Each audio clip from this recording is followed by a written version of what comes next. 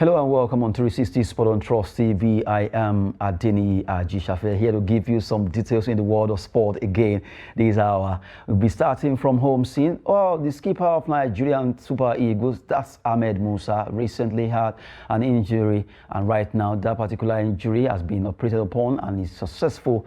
He undergoes successful surgery on fractured left arm. Ahmed Musa has been a wonderful captain for Nigerian team, the Super Eagles. Despite the fact that we've been on poor runs, but he has been really outstanding as the top captain of that particular team. But right now, he has been successfully operated upon, and the man really appreciates Nigerians for their prayers and also the club that he plays for. We have in the studio Joel Ajayi talking about Ahmed Musa there, the injury that he sustained, even though, according to him, no matter how small, injury is an injury. He's thankful that it's successful, and just like Sadiq Umar also, both of them are recuperating. Even Collins.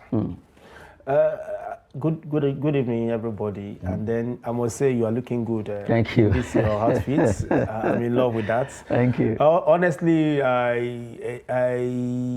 am the fans of Ahmed Musa because of his coolness, calmness, and he respects people so much. And then I think what was working for him is because of his good nature. That is, when you are good to humanity, when you are using your resources to help those people that are in need, I think it will definitely work for you. I think that's what is working for the Ahmed Musa.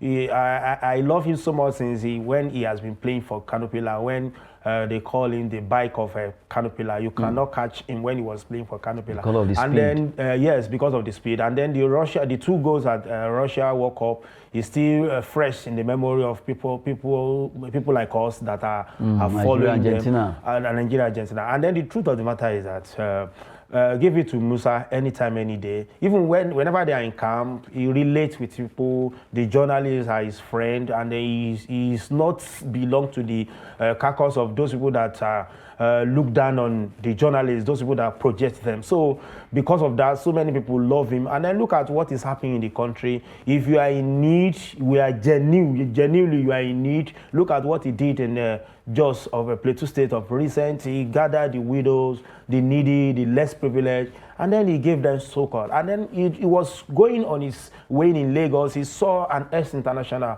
doing some petty job that is not good because of his injury. He tried as much as possible to relate, to help the person. So for people like this, even the prayers of those he has helped alone will make him recover very quickly. And then for people like us, we want to see him playing again. He's a very good guy.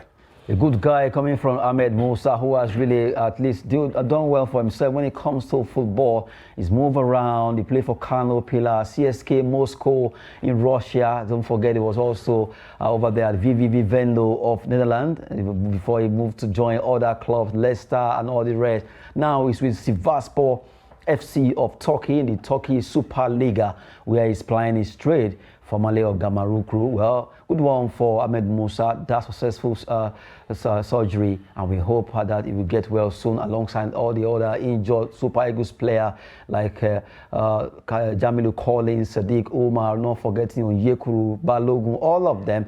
They should get well soon as they nurture their injury. Well, recently, the team that actually replaced Nigeria, the Tigress, Malian ladies, that's basketball ladies that represent Africa at the World Cup, they were to give interview at the press conference, and what ensued was not a good one, as Africans felt so unhappy that they went to Australia to be fighting after they were beaten black and blue by the likes of Serbia, Japan. They lost 5 matches so far, and the 2 players had to fight while they were supposed to be giving a press interview, and that did not go well. Though the 2 players right now, the story we are talking about is that the 2 players tender apology for fighting at Women's Basketball World Cup. Well, Kalimatu and the other lady really fought hard, boxing themselves, while the Serbian players were shocked that, the two ladies said they were overwhelmed by the loss of that game. I still don't understand what really went. Seriously, no matter how overwhelmed they could be, fighting themselves, not even on the pitch where they were supposed to give an interview. I think what played out is like a scenario that they used to say when we were coming up, that what you did not labor for, you might not know the value of it. I think that's what played out with these Malian ladies. And because the slot is not meant for them. They did not labor for originally. it. They did not work for it. It is because of the crisis in our basketball. That is why we wrote to Viva that, okay, we will not be able to be in the competition. So the next to us, take your place. And then this is what we get from them. I think they're supposed to just make use of the energy that they are using. Why they want to grant interview after losing, play 5 matches, and then you lose the 5th game in a row. I don't think I can beat my chest. I don't think Nigeria can lose the 5 games. And then this is a lesson to us. That's what we always clamoring for. Whenever we have peace, there will be development. Assuming we don't have crisis in basketball, this kind of scenario that played out in Australia might not might not see the light of the day. So for me, it's something that is not good for the continent. It's not good for the Mali itself. But what can we say? But what I will just tell them that energy that you are using to just box yourself, I watch the clip. I watch the clip. That energy that you are using to box, use it before you reach the competition. It's not that day that you're supposed to fight yourself. You will have fought yourself when you are in training, abuse yourself when you are in training for you to get it better. But why you fail to do that, and then you are now doing the wrong thing at the right time, or you are just missing it up. It's not good for the game of the basketball. And then be it as it may, though FIBA has already launched an investigation and all these things, they will be punished for it. It might not be much, but I think to serve as to serve as deterrence to the other and lesson for the other. This game of sport is for fairness, equities, and justice. It's not. If you want to just engage yourself in that, why don't you just launch yourself into boxing? So that one will be better for you. We know that, okay, that is where you have strength and energy to do. For me, it's not a good one.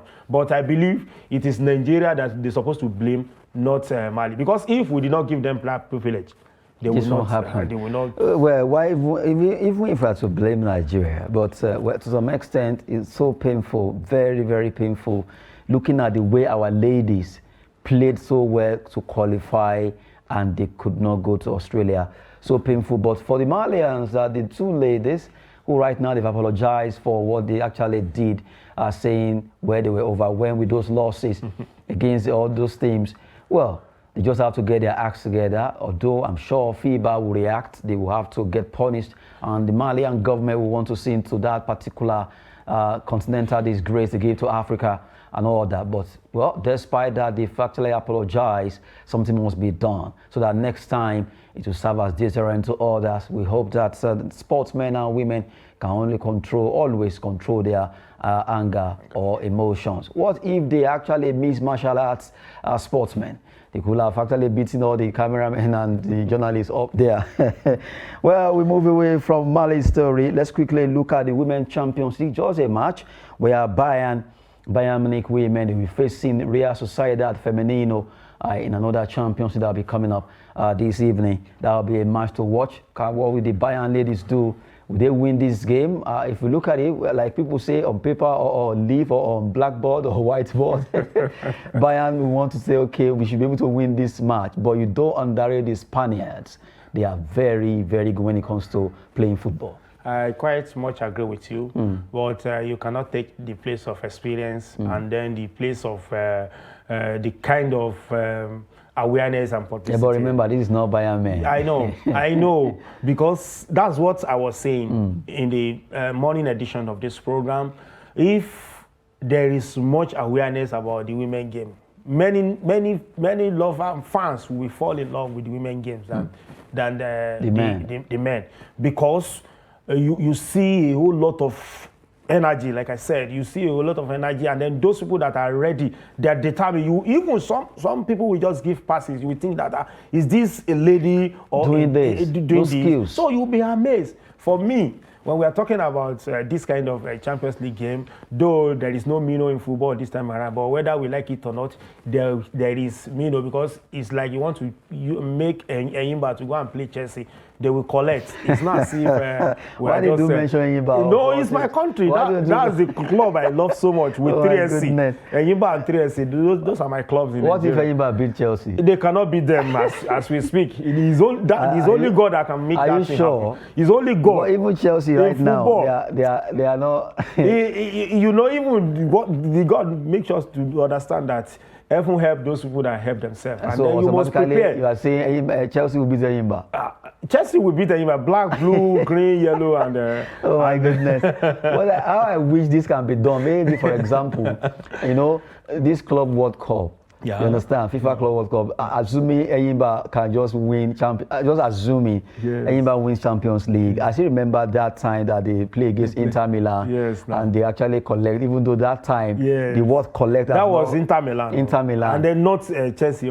Seriously. There is difference between sleep and death. Oh my goodness. Well, with all due respect to the Uzobu but really, according to Joel Ajayi, that they will collect from Chelsea. Just adding some sparks of jokes to the sports program. Quickly, let's talk about another one. The FA Women's Super League will also be coming up. A match between Everton and Leicester. Leicester will be fighting out against Everton women. That will be the next game that will be coming up. Actually, in the morning, we talked about Chelsea defeating West Ham in the Battle of London, talking about the women football. But this time around, this evening, Leicester City women, they will be coming out to fight against Everton women. Can they do it at the Goodison Park? It is very possible, but really very colorful. You look at women football, it's really growing. I'm impressed. That is nothing but the truth. The way you are impressed is the way some of us are impressed. Because nobody wants to watch something that is ugly. When you watch women football, you are happy, you will be smiling, and then you will get value for what you are watching. And then for this FA that is coming, I believe they know each other, because you cannot predict this kind of game, because they know themselves and then they know how they roll in UK. So for me, I think those people that will be working extra mile will be able to carry the day today, because it's going to be a class of titan. Now, when you look at football in Europe, the development in America, even Japan, the way they play in Japan, Norway, Finland, and all that, African football is also developing, we know. But what is still surprising me is the fact that the gap between African teams, the ladies now, and the foreign ladies is still very wide. Whenever we go for competition, you look at, it's as if our football, the game, the pace is still slower compared to those America, Europe, Asia women. It's very simple. It boils down on, let me say, three things. The first one is facility. The second one is exposure. This third one is technical know-how. You know, when you have facility, you'll be able to say, I can do this, I can do that. And then it's not as if I'm trying to bring down my country. It's my country. I have no doubt about that. Which stadium or a pitch that you can beat your chest that this pitch is at least 70% okay in the country. But if you go to all those European countries like Japan that you talked about, like UK, like US, even in a community, you will see as many as possible facilities, the world-class facility for them to play. And then the second one is exposure.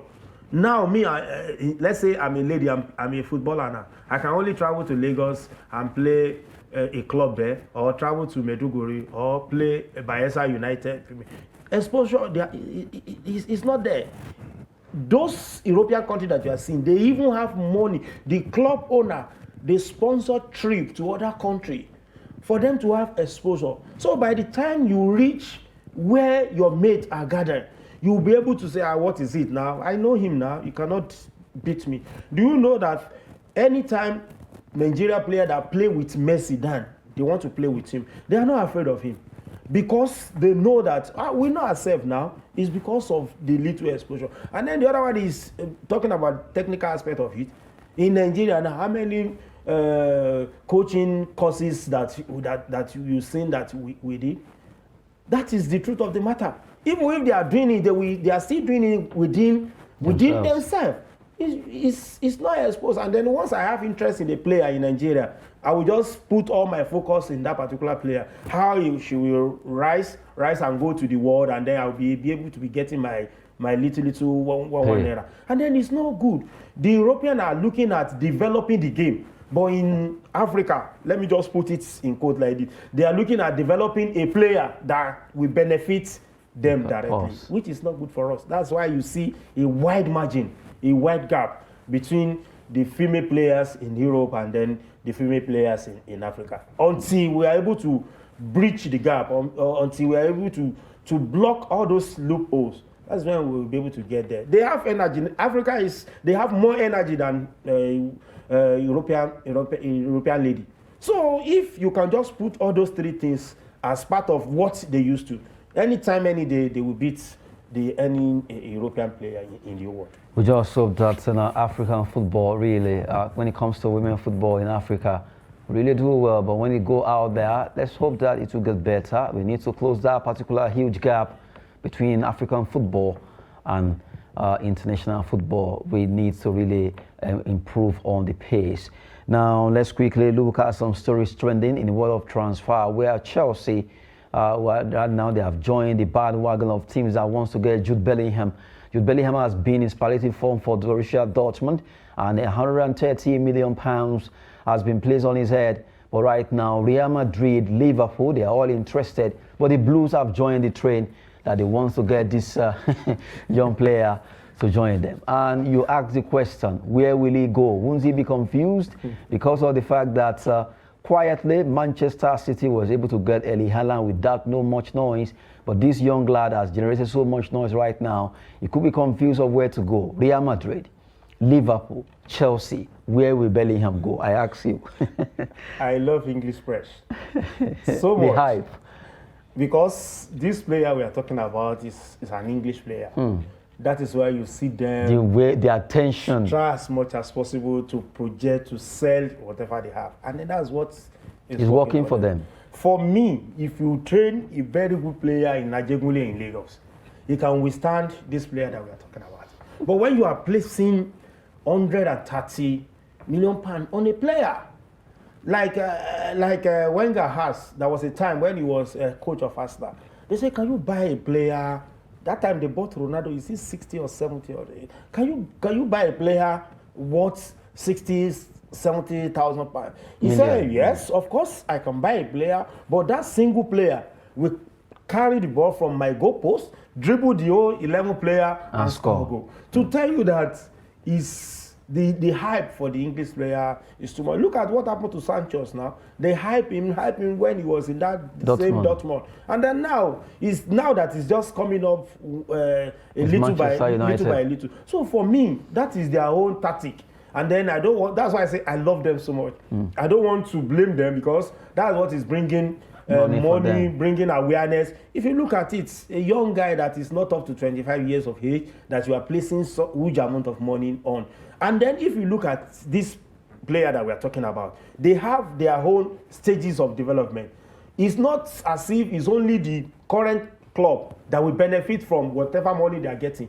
Even right from the club that the guy they discover the player. But all those systems are not in Nigeria. That's why you see them flourish. That's why you see them shining. So we are taking a clue from them. We should take a clue of that development, that business aspect of the game. And then, if you ask me, the people that can do it happen to be a pressman. But in Nigeria now, when last did you attend any press briefing in NFF? I could not remember. This is my 16, 17 years in sport. I know where we normally, whenever they sign, they will even call the player. He will address us, we will send the player. But today, I could not remember in the last 6, 7, 8 years, I don't think I've attended any press briefing, all the back door in NFL. So all those things are the ones that are working for England. But for me, you should try as much as possible. If you can go to Real Madrid, at least it will sign. But the fact is, if Bellingham, yes, is very talented, yes, no doubt. Yeah. Go to Real Madrid. I don't see who will it be. If you look at the Real Madrid squad now, looking at Carlo Ancelotti, for the kind of person he is, Bellingham will do a lot of work to break. It's not as if he cannot play; he can, but he will have to work hard. I believe you understand that football is all about competition. If you use a player today that give you the best, if you use another player tomorrow, that person might give you double best.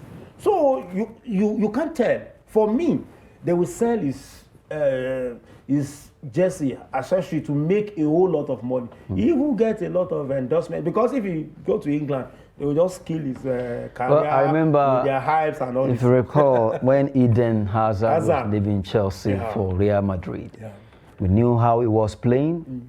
Before he got to Real, fantastic player, talented player.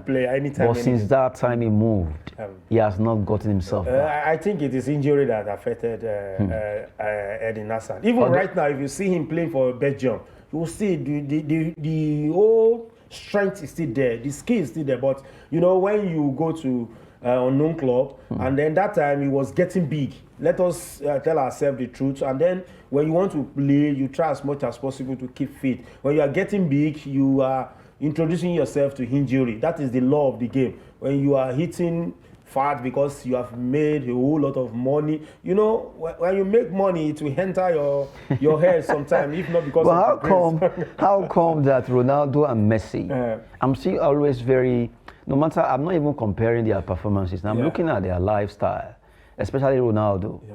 Despite all the money, despite the fame and everything, still keeping fit, where hard work has really worked over talent, it's still there. You see, seriously. On many occasions, they've analyzed two of them, which I would just say simply here. Messi is talent. No, I'm not comparing. I'm just saying. Good. I'm talking about discipline. Yes, I'm just coming How from come that. They didn't grow big? Yes, I'm just coming from that. And then don't forget, we have different nature. I don't want to go to that particular place. That one is naturally, when you are naturally endowed, but Ronaldo is working for it. The two things, if you put it side by side, they are the same. Because when you know that I don't have strength to do this, but you determine to do it, at least you get result for it. But what you are saying is that why are they not getting big? But it's nature. Like you now, I'm very sorry to say, if you hit the whole food now, seriously. But if I hit 2, 3, 4, 5 times every day in 1 week, you will not even know that it is me again, because I've blown up. So I have to try as much as possible to get my nature. So I think that's what, for me, I don't know any other factor. But for me, I think that's what worked against Hazard. And then when he was getting injury, and then they bring another player, the player plays very well. There is no need for me to see someone that is doing well, and then I will bring Nasser. That's what is working against the guy. Well, we just hope that Jude Bellingham, when he moves, let's see where we'll be going finally. Liverpool, Real Madrid, and now Chelsea are all in the trail of the English player who is really doing well for Borussia Dortmund and also for the English Three Lions. Now, let's talk about Chelsea. This time around, Chelsea could re-sign striker Tammy Abraham from AS Roma in a £67 million buyback clause. They want to get him back because Jose Mourinho has been able to mold this player to be the kind of player that Chelsea couldn't believe their eyes. How he has been very fantastic since he moved to join AS Roma in the city of Rome. Tammy Abraham has become a phenomenon when it comes to scoring goals, and right now they are looking at bringing him back. £67 million buyback would be the amount they will be coughing out to get him back from Jose Mourinho. I think the young English player would love it to come back, to move back to England, because what if he prefers to stay in Roma? He can't prefer to stay in Roma. You know, football is about who are those people that are watching you. I can tell you here that if Inter Milan is playing, or AS Roma is playing, and Chelsea is playing, or Real Madrid is playing, people will not watch that of Inter Milan. Few people, maybe because they want to watch Tammy. Yes. So, but when you are playing in a league that the whole world, they are glued to you, there is no how you don't want to be there now. Do you know that that's what was working for Ronaldo and Messi that you are talking about? If when Ronaldo went to Inter, when he went to Juventus, you will discover that the hype was a bit drop, not as it was when he was in Man U or when he was in Real Madrid. Even now that Messi went to PSG, that Messi went to PSG is because of the love for Messi. That's why, and then PSG look at it. Okay, this is time for us to make money, to make money and to get more awareness. Because if you are not a fan of PSG before, but you are fans of Messi yourself, there is no how you will not shift the focus to PSG. Good one there. Now let's take the last one that has to do with PSG now against Barcelona. PSG chief Nasser Al-Khelaifi wants Uefa to investigate Barcelona's asset sales legality to fund signings.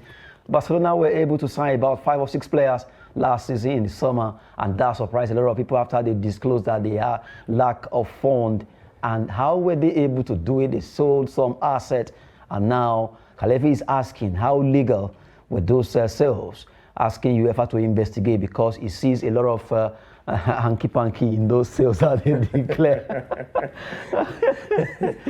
Seriously, a lot of things can be hidden. This is serious, but I would like to say it here that they might be doing it in a diplomatic way or in a perfect way, but where you see a lot of gamble, a lot of betting, a lot of all those things is in Europe. But because in Nigeria or in Africa, we do it, we overdo it, so they will think that this is what you are doing. But as you are seeing them, they are fans of gamblers and all those things. So for me, for PSG boss to be asking for, they must have noticed some discrepancy from what happened. But that time, you and I can agree that Barca, they sold some of their assets for them to have resources to be able to acquire all those players. But if you look at it, a club that is crying of not getting money, just wake up all of a sudden getting big money, sign big players, sign like 5 or 6 players. Even they don't even have space to register one of them. So for me, they need to just do that. Well, let's see if UEFA will be obeying that particular call for investigation concerning Barcelona acquiring so many players through the sales of assets. That will be it on 360 Sport. It's been a wonderful time with Joel Ajayi in the studio. Thank you. Thank you very much. I am Adeni Ajishafe. Thanks for watching. Good one. Well.